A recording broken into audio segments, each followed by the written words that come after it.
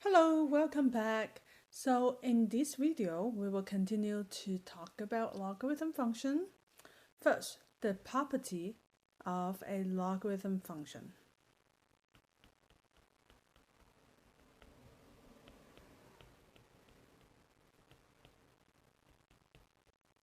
First, the exponent property.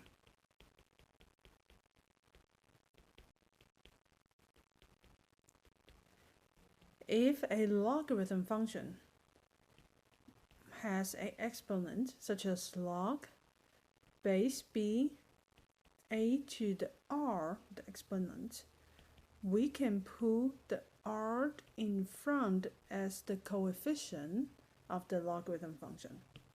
So that is become r times log base b of a. Okay, so for example, we can do this. Log base 5 of 25. This is equal to what? Well, I can rewrite 25 as 5 squared, right? The base remains the same as 5, and then I will pull the 2 in front. So I will have 2 times log 5 of 5. So base 5 of 5 equals to what? Think about it. A function, if you write it in the logarithm function 5 of 5 or x of x, let's use a more general. If they're the same, this is going to equal to what? Well, if we don't know, we can let this equal to y, and we write this into a exponential function. We have the base x, these two swap, we have y, x to the y power equals to x. So what would be y? Y is equal to 1, isn't it? So that means if the function, the base and the top is the same, this is going to equal to 1. So that means log base 5 of 5 equals 1.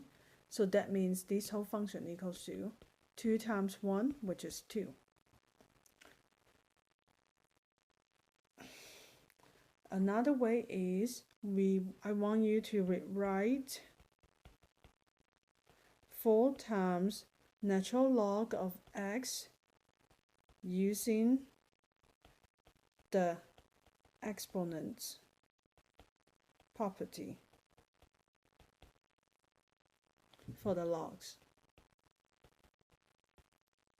Well, if I want to rewrite it 4 times the log to the x, when I rewrite it, that means the coefficient we're moving up to become a exponent. So this is equal to the log, natural log, x to the 4th power. The next property of log is called change of base. What does that mean? That means if you have a log base of b to the a, we can write it as, we can change they have the same base into a fractions function, which is base c of a over, this should be b,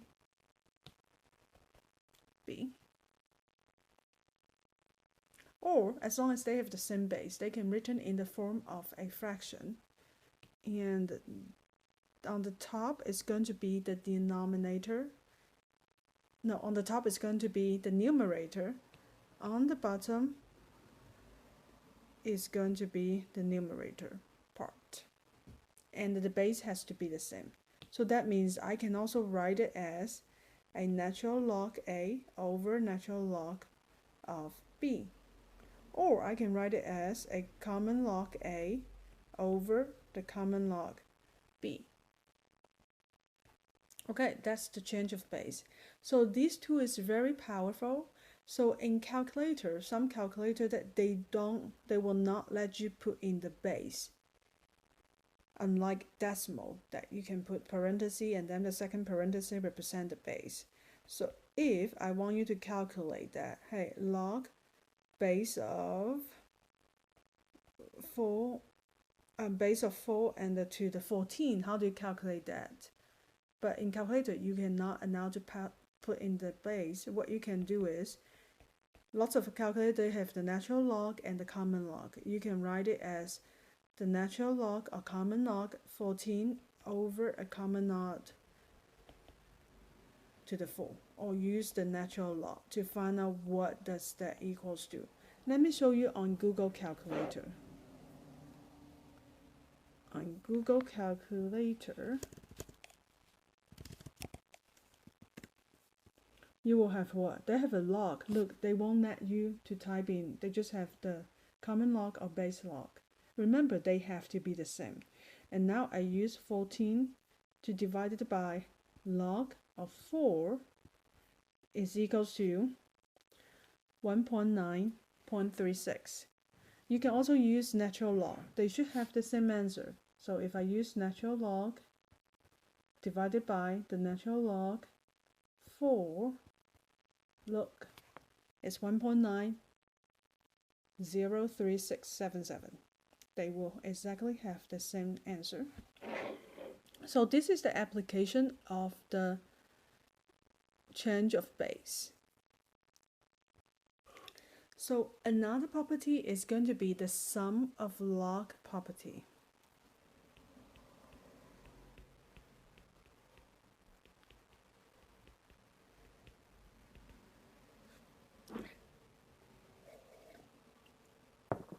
That is, if they have the same base, the addition is going to be a multiplication.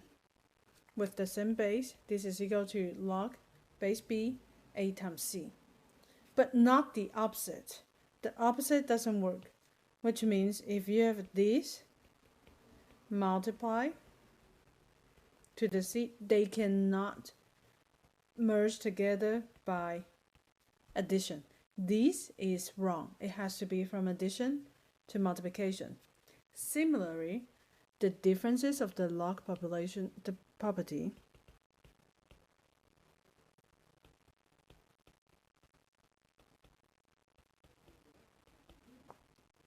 which is log base b of a subtract log base b of c equals to log base b, remember we still have the base, a over c.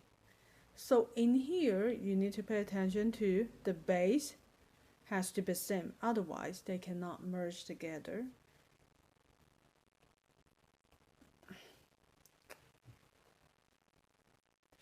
So here, have some example. I want you to write log base 3 of 5 plus log base 3 of 8 minus log base 3 of 2 as a single logarithm.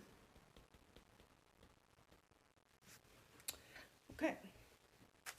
Well, in here, there is a addition.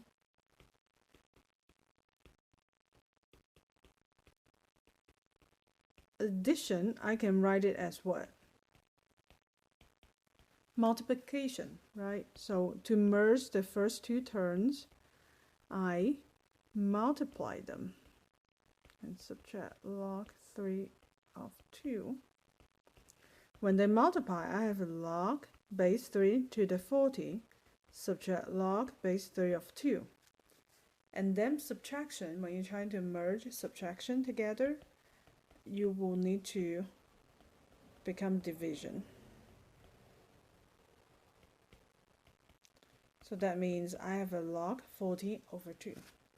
So the final answer would be log base 3 of 20. And you can use a calculator to calculate what does this equals to. Let's try to calculate that. Again, you can use ln or the natural log or common log. They both works. Divided by 3. So that's the final answer, 2.72. 2.73.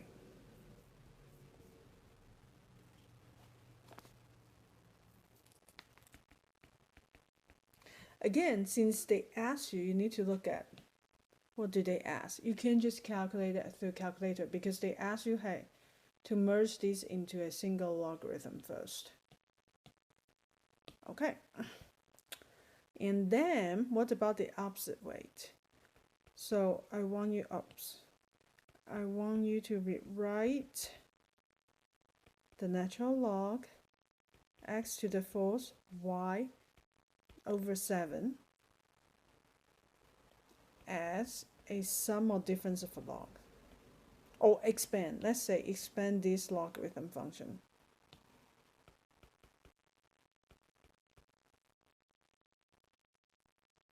So what would be the first? The first is we see there is a division. To expand the division, we can use a subtraction, right?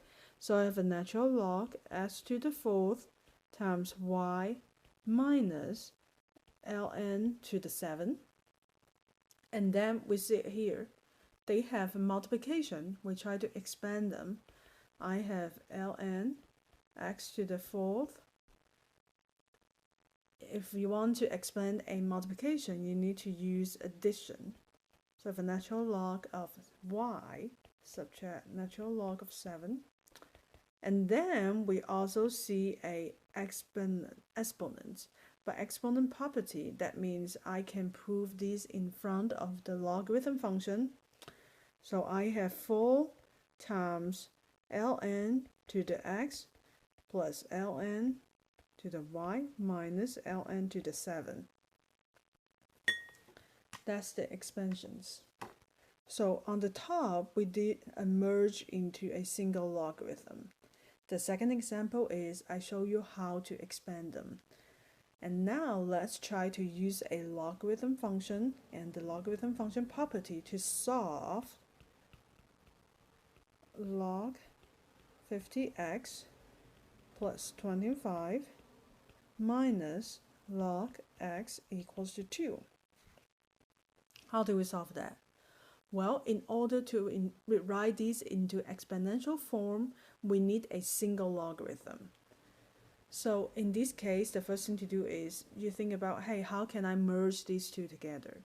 So there's a subtraction. I want to merge them. I have log 50x plus 25 over x equals to 2.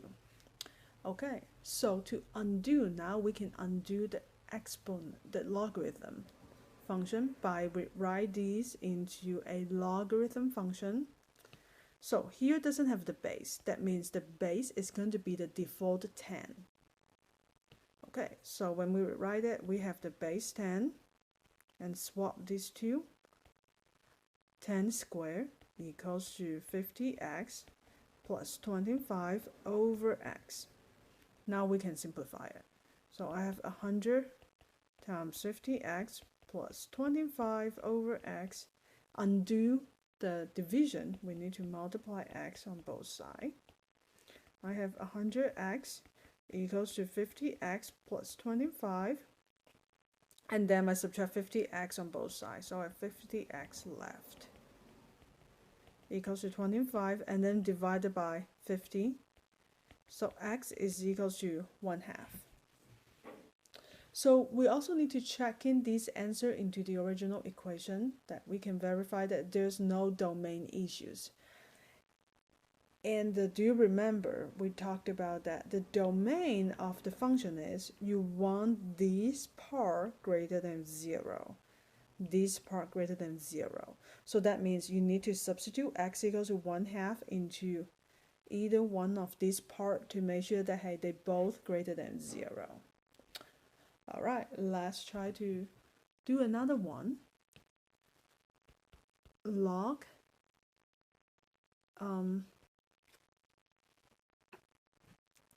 x squared minus 4 equals to 1 plus log x plus 2. Again, what would be your first approach to solve for the x? Well, we want to undo the logarithm. That means we want to rewrite this into exponents. But in order to rewrite this in an exponential form, that means the first step is we need to merge these two parts together. So now let's move these to the left side. I have log x squared minus 4 minus log s plus 2 equals 1. Now they can merge. So I have a log x squared minus 4 over x plus 2 equals 1. Well, maybe I can simplify it. So x squared minus 4 over x plus 2 equals what? Let's factor x squared minus 4. We have x plus 4 and x minus 2 over x plus 2. Well, they have a common factor. When they factor out, simplify, I have x minus 2. So log base 10, common log, to the x minus 2 equals to 1. Now I can write or convert this into a exponential form. So what's the base? Base is 10, and then I swap these two. Is equals to x minus 2. So our x equals to 12. Okay, when you are done, make sure that, hey, you need to check if the domain is okay. Remember, when it comes to domain, you want this part and this part greater than 0. So when we plug in x equals to 12 into these two parts, they both greater than 0. That means x equals to 12 is within the domain. So that means this is your correct answer. Okay, so that's it for our logarithm function. In next video, we're talking about the application of logarithm function. I'll see you next time.